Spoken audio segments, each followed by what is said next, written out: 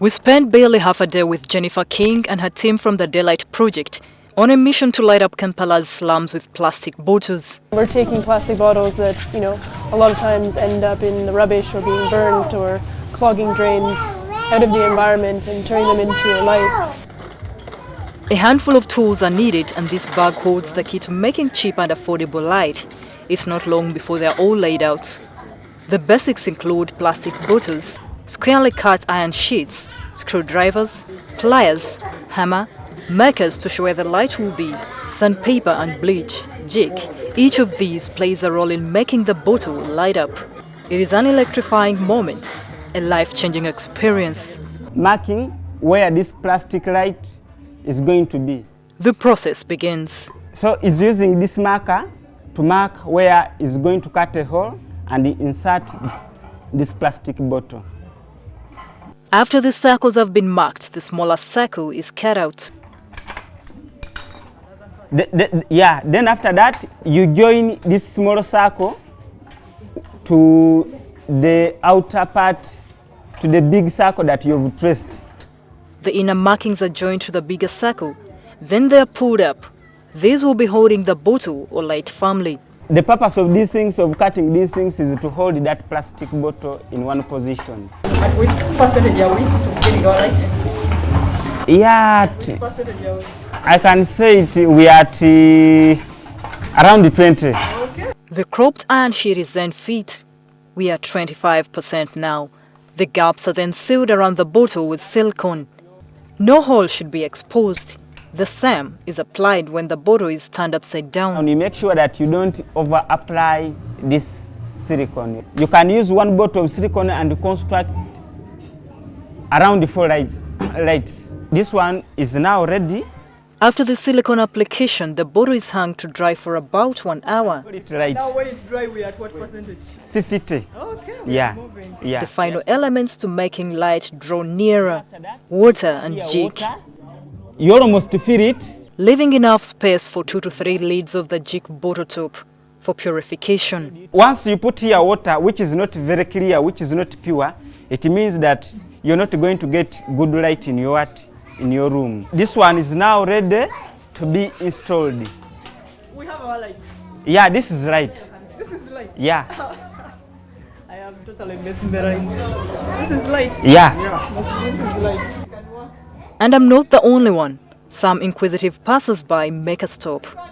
Sunshine actually will hit on this bottom, and then the sun rays will be reflected down in your room. So it means it works by sun rays? Exactly. Okay. That is why it is called solar. Okay. Yeah. This is solar, only that it uses simple local tools, technology, for you to have it in your room. Yeah. Are you somehow being So you cannot connect any wire on them? No. You don't need to use any wire. Yeah. It just works for lighting only? Exactly. During daytime? Exactly. You don't actually you don't as in use it for like watching TV, like charging. Jennifer King, the director at Daylight, says this simple solar technology originated in Brazil. We are working with our partners Shelter and Settlement Alternatives, the Ugandan Human Settlement Network. So we piloted the project, very small scale, in Kisenyi 3 in Kiti Zone. So now we're active in about 20 zones across Kampala and have installed outside of Kampala area. She says most people in these settings live in darkness. Armed with the finished products, the walk begins through the narrow, filthy alleys of the slummy areas of Namwongo to see the installation.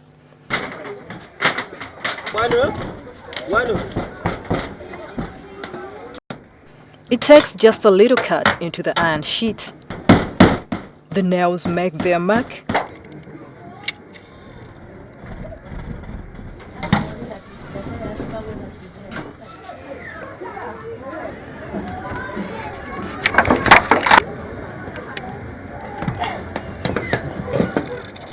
The final silicone seal is made with a bottle top, and it's goodbye day darkness electricity. And within kind of an hour from the start of construction to the installation, people have a 60-watt light bulb that can last up to 7 years.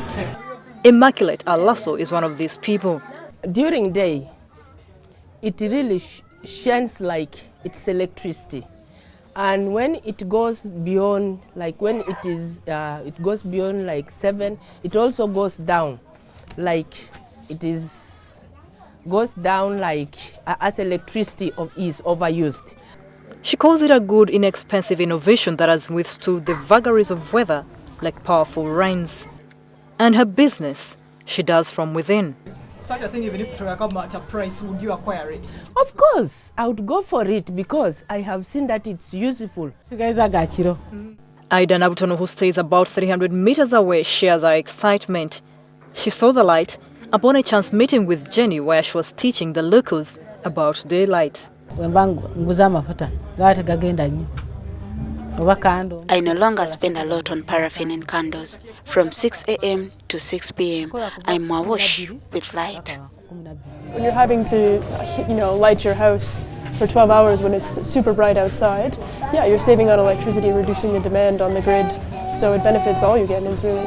Now, even if the sunlight is totally out, the beauty about this bottle is that it can still tap into any source of energy nearby. So if a neighbor is in the dark and another one has some light, like that one over there, this can tap into that light and they'll still get some lights. It's one of those projects that you really have to see it to believe it. We always install kind of in clusters, one neighbor will install and then all the other neighbors over time will want it because it's not one of those things that you can just, you don't look at a plastic light. So do you think you can meet the demand because people are really going to demand for them? Yeah, we're trying. We've started a new project where we're employing community members to be our representatives on the ground. They are set to duplicate the model in other areas around Kampala. In every single one of those workshops, people tell us, take us to the village. That's where people need it, take it to the village. And we say that we're only 4 or 5, but if we teach everyone and they take it back to their village, then we can really, reach all of Uganda because it's a big place. You're not keeping it to yourselves? No, the whole idea is to share.